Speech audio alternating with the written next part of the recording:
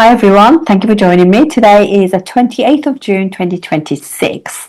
We're fast approaching July, so I thought we'd just do short video for July and August for every ascendant and also moon sign, because it's good to read your chart from the moon sign just to see how the transit feel. So I'm going to just go through the transits so we can actually have a look at them. Let's just have a look at the chart for this period. Excuse me. Okay, as you can see, obviously Saturn has been in Pisces for a while and will carry on being there for a period of time still. But it will actually go retrograde on the 27th of July. And we'll also have got Jupiter, which is again going to be in Cancer for a while. So Saturn has, for all of us, has an impact on Taurus, has an impact on Virgo, and also on Sagittarius. So, as well as obviously, rules Capricorn and Aquarius too. So, very important planet. We put effort into where the third aspect is. The seventh aspect is highly respectful, and where we have all our honor and commitment, loyalties. And 10th from it is obviously how it's projected onto the world. Excuse me, I'm just going to cough. Excuse me. Then we have Jupiter. Jupiter rules obviously Sagittarius and Pisces, and it's going to be aspect in Pisces, aspect in Saturn, which is great because excuse me, Pisces is a sign of spirituality and letting go of just mundane things that are not true, really. They're just like we are in a material world. It's letting go of all those kind of things and seeing the bigger picture. So by both these two planets having an impact on Pisces, it's very important. I'm sure on the hashtags you've seen the Great Awakening, that people are waking up, people are just seeing that things are not as they seem, all that kind of stuff. So Pisces, by the nature of Jupiter aspect in it, is being protected. So that's a very, very good sign. It also rules, as I said, Sag and Pisces, but it's having three aspects, just like Saturn. So it's aspect in Scorpio, Capricorn, and Pisces, as we mentioned. So having a massive impact on those, and also Cancer. And actually, if you look at the beginning of the month, it's on the degree that is the most kind of, well, that's the degree, 5 degrees when it's exalted. But it's an exaltation sign. So Jupiter is pretty strong. And then we have the nodes. So nodes are going to be for a while still in Aquarius for Rahu, which is co-rules it with Saturn. So that's great. Rahu rules technology, new things, and all kind of, I would say, kind of rules people who are not kind of different species, who are not particularly human, high dimensional, other dimensions, outer dimensions, those sort of people too, which disclosure about that's coming out. It's also rules AI. So new, particularly in Shatabisha, it's all to do with here 1,000 or 100 healers, as they say. So it's like by the time it comes out of there and goes into Capricorn, that there's going to be new modalities coming out for health and healing. So things are going to really move forward after that, this transit. For K2 is obviously in Leo. Leo is a sign of celebrities, famous people, royalty, big leaders, things like that. And by the nature of that being there in Leo, we know that it's actually, as we have seen, many of the Hollywood greats have passed away. You can just have a look. Just has been so many people. I mean, a lot of them have been very, very old anyway. But just, yeah. So there's loads of people passing away. Lots of changes going on, and also what it does is Sun will be there with it on the 18th. So I think there's going to be maybe in August 18th August. So I think there could be like a major passing away of a royalty or a very sort of significant figure in the world of politics or influence, basically. So that's happening with the nodes. So actually, Rahu is also aspecting Gemini from where it is, and it's also aspecting Libra. And K2 is aspecting the Aries and also Sagittarius. So this has been going on for a while anyway, and I have actually done a video about Sagittarius. You know, it's such an important sign for the remainder of this year. And you'll also see that Mercury will retrograde back to Gemini, and where the Sun is at the moment, and it's again going to have an impact on Sagittarius. So lots going on there. But all the personal planets, one by one, they're coming through, and we'll see them going on to Virgo by the time we finish August. So just wanted to say that Venus is not in a good condition. Venus being obviously the most important feminine planet for everyone. It's in Cancer, which is unfriendly towards, doesn't like being with Jupiter for one thing, doesn't like the moon, so they don't. Venus doesn't like Cancer,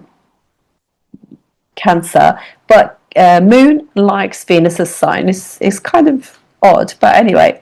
But then it goes into Leo, which are enemies. Sun is enemy to Venus and Venus to the Sun.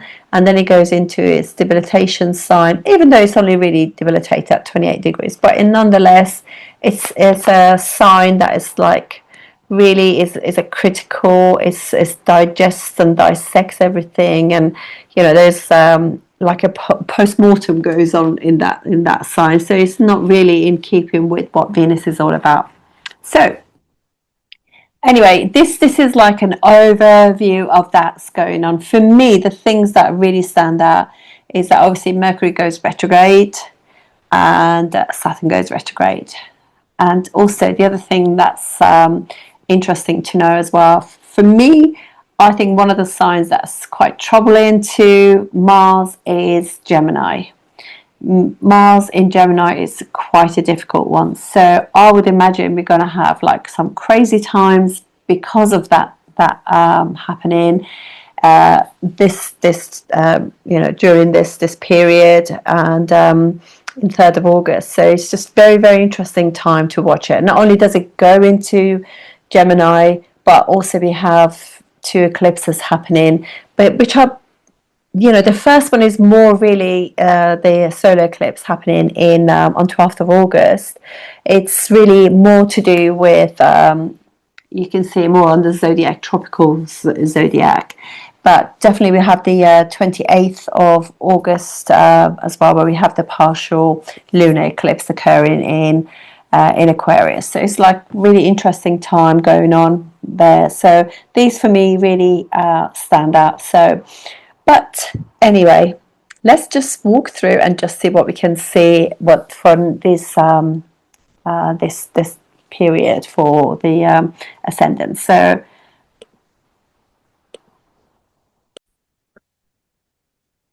hello there. This video is for Pisces Ascendant and Pisces Moon for obviously July and August 2026. I hope you're all well and quite myself in. Doing well, and life is good. You're having a good summer, if it's summer for you. So let's have a look at the chart. I'm just going to give you the key dates. I've kind of realized when I was doing this that sometimes, depending on trying to get the ascendants right, the time, I've got the dates slightly different. So anyway, but I shall. Because what happens is every time I change something, it changes like the ascendant or something. So anyway, don't you worry about that. It's my problem. Okay. Right. So let's start with I'm going to go actually to the 5th of July. So basically on the 5th, Venus goes into Leo. Goes into Leo, your 3rd and 8th house ruler in the what would be your sixth house, and it's with K2. So basically, Venus is not in really good situation because it didn't like being in Cancer. It's enemies with Sun, which owns, Leo, and also then goes into a sign. Although Venus and Mercury are friendly, but when it goes to Virgo, it's also a debilitation sign because it's a sign of like detail and being very pristine and very Venus is very forgiving, so it kind of struggles in that sign. But nonetheless, though, so Venus is eighth house ruler in the sixth house. So sixth house, wherever Venus is, there is some level of enjoyment, and K2 and Venus are friends, so that's very helpful to Venus. And it's also eighth house ruler in the sixth house, so this is very much about working hard, maybe doing some research at work, but whatever it is, at the end of a hard work, you're going to see that there will be changes for the better for you at work. So hang in there. And then on the 7th, we have Mercury going retrograding back into own sign Gemini. So Mercury goes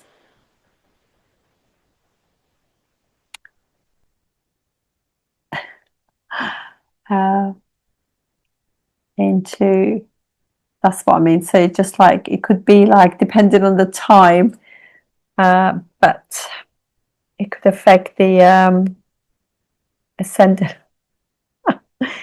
Oh my goodness, this is gone crazy. It's becoming really, really sensitive, I think, the software. So anyway, so now we have Mercury, fourth house and seventh house ruler back into Gemini, own sign with the sun, which is friendly to Mercury. So it could be that you're doing some redecoration, some fixing of things, upcycling, stuff like that to do with the home. Could be that mummy's not feeling well. Maybe your car needs a little bit of service or something like that. But that's basically what's happening during this time with the sun being with Mercury. And but look at that, you got exalted Jupiter in your fifth house, fantastic. And it's like 10th and first house ruler, so it creates Jupiter on its own, is creating fabulous yogas for you. Very, very nice. So let's go now to the next date, which is of interest, which will be the 14th, where we have a new moon occurring in your, just keeps changing the ascendant, sorry. So we have like all these kind of things going on in your fourth house. So it's also because Mercury rules your seventh house, is to do with your seventh house as well. So Sun is Sun is sixth house ruler, and then we have Moon, which is fifth house ruler, and Mercury, obviously, fourth house ruler. So very, very much like about your personal kind of life. So your fourth house, happy, what makes you happy, your home, your safety, your security. And then your fifth house, which is children, having fun, dating. And then sixth house, which is your work, being of service. And then seventh house, which is your significant other or other people, basically. Also, it could be your career too, 10th from 10th. So, yeah, so there's like this moon is really making you reflect on all those areas of your life. And Mercury is retrograde, so obviously you're just like passively thinking about it. And Moon is obviously a new moon, so it's time to retract from the world a little bit and just reflect. So to see what seeds we can plant. And then the next big day is the 17th, where Sun goes into Cancer. So Sun now in the Cancer, sixth house ruler in the fifth house. Well, although it's with a friendly Jupiter, but actually Sun is not a good planet for Pisces ascendant because he rules the sixth house. So in the sort of like fifth house, Sun could be micromanaging children or your personal, your the person you're dating or seeing, so it could be just that we are a little bit micromanaging them, trying to sort of like manage them as a, and I think it's also quite difficult for children being micromanaged too. So it's quite nice to just be aware of that. And then what happens is on the 24th, Mercury goes direct. So now Mercury is much more to do with action, so it's nice and strong in own sign, and also it's a benevolent planet, so it's in your fourth house, so it makes you happy. Maybe you want to have friends around and entertain, cook for them, and that's lovely. And then on the 27th, we have Saturn going retrograde. Actually, it says 26, so it's 23rd, so it goes on the 26th in the evening, very late in the evening, goes retrograde, and so that is on your ascendant as well. So it is like 11th and 12th house ruler in the first house. So it could be. I just think basically this is 11th house ruler in the first house, so your groups are obviously important to you, but it could also be that you are becoming much more spiritual, kicking some habits and patterns that no longer serve you. That's really what Saturn is doing for you during this period of time. So anything that's really overlapping your boundaries, you can tackle during this period. Saturn is going to be there for a long time. Whilst it's retrograde, you can actually plan a little bit more, but it does make you a little bit, Saturn is not badly felt when it is retrograde, but it can make you feel a little bit sort of like more scared and fearful about things. But don't ever let fear rule you in any way, because it really is it's one of the worst kind of things we could do, feel anxiety and stress and fear about things, because we are eternal beings. So, and I'm sure you're also seeing the benefits of Jupiter actually by Drishti is actually aspecting it too. So don't hold yourself back in any way, and really plan and really push ahead, because you've got some massive strengths in your chart. So don't let that sort of bother you, this period of Saturn being there. Just use it more for spiritual growth and letting go of things that don't serve you, really, because 12th house is about letting go and finishing things, closing doors to things that are just done. Anyway, so now that that's all done, we just got the 30th, where we have a nice full moon, which is occurring in your 11th house. And this is, oh goodness. So this is very, very nice, where you have like your 5th house ruler aspect in the 5th house. So this is like really nice in the sense that if you're like maybe a job as a teacher could be coming up for you, teaching children or adolescents, and really kind of like an opportunity, a bit of luck, a bit of desire, or something that you had. Nice, maybe salary could be attached to it too. So congratulations if such an offer has come for you. And then let's go to 2nd of August. On the 2nd, yeah, so Venus goes into what would be your 7th house. So this is your 6th, and your 3rd and 8th house ruler in the 6th house, in the 7th house. So basically, you're going to enjoy interacting with other people. And this also brings together kind of like more 3rd house stuff. So you want to be like busy doing nice, Venus is about dancing and music and creative things, seeing bands, playing instruments. So it's a really nice time, and wherever it is, Venus actually shines, even though it's not in a strong sort of sign. But nonetheless, though, it's friends with Mercury, and it's not at 25 degrees, and Mercury is in a really good position. So let's go now to the next, actually, even then you can just see Mars just has also stepped into Gemini, which is your 4th house, and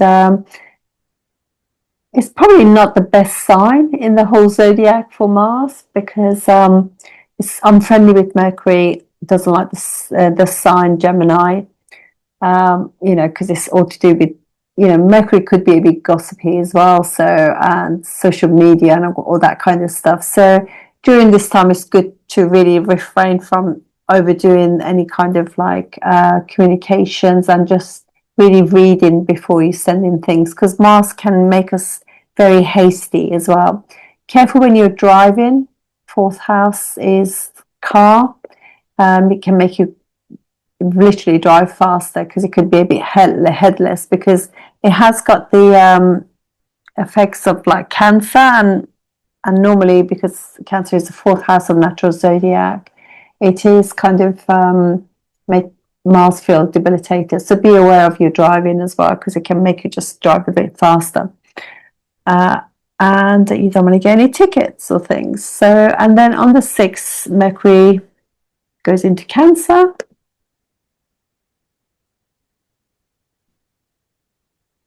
And so this means basically that Mercury is now with the Sun and Jupiter, so a lot going on in your 5th house. It does create like a situation where Mercury is not happy in that sign, but Sun definitely helps that situation. They're friendly together, so that's quite nice. And Mercury's transit into Cancer is very short anyway, so towards the end of the month it'll be moving on. Now on the 12th,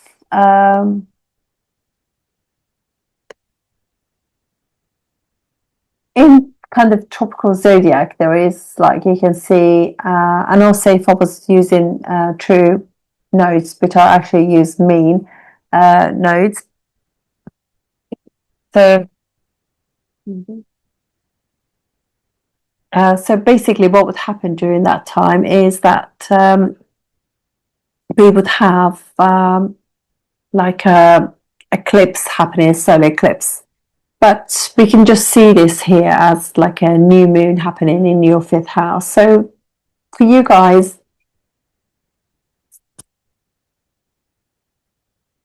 excuse me, sorry, just had to sneeze. It's really 5th house is really kind of very important, because obviously 1st house rule is in there as well. So it could be that you're thinking about having a child, maybe. Also, your child could be something that you create. So, like whether it's a project or something that you're working on as well. That could be something that you're trying to give birth to too. So there's a lot going on in that, and the eclipse, or the flavor of the eclipse and the new moon, means that there is things to be still unveiled about this 5th house stuff. So, and it's also could be educational as well, because just the nature of the 5th house is academia, but also it's house of creativity and having fun, to enjoying being with other people. And then we have Sun on the 17th goes on to own sign. So Sun now, 6th house rule is in the 6th house, which is great, and it's there with what is your 9th house ruler, K2. So very important to just making sure your father is okay, because Sun obviously indicator and significator of the father. K2 is also rules the 9th house. So it could also be that some form of educational thing that you were doing is actually coming to an end. And basically, so there could be also 9th house is opportunities at work, 6th house is work. And then the next big date will be for Mercury going into Leo on the 23rd. So here we are, Mercury out of Cancer, which is really good for Mercury. And now it's sitting in the 6th house with the Sun and K2, and friendly with both, likes the sign, and this also works quite well in the 6th house. So it really is, you could do any project at home, upcycling, recycling, decorating, repairing the car, helping mum if your mum needs things doing, decorating or something at home. So it's very much about that kind of thing, that flavor of stuff going on. And then we finish with the last kind of big deal going on during this time, which is on the 28th, which we have a lunar eclipse. It's a partial one, and it's happening for you in your, what would be your 12th house. So endings of something and beginnings. Endings bring new beginnings, don't they? So it's always good to let go. So basically it could be something to do with your ending something. Moon is your 5th house, like academia or something. Just be careful with any sort of like any investments in things that, or some sort of speculations, because they could just not work out so well, because obviously 12th house and 6th house are actually involved. So this is 6th house, but I see it more like opportunities at work, maybe working behind the scenes, some change in that kind of sense happening. But whatever it is that needs to unveil, the veil will be coming off it, you know, soon after the eclipse has been gone. But these are really areas of attention which are to do with like 12th house, which is house of spirituality, endings, imagination and creativity, and 6th house, which is house of, you know, basically work, managing yourself, you know, any kind of things like that as well. So these are really the focus for that eclipse. Anyway, have a great couple of months, and I look forward to seeing you soon. Thank you.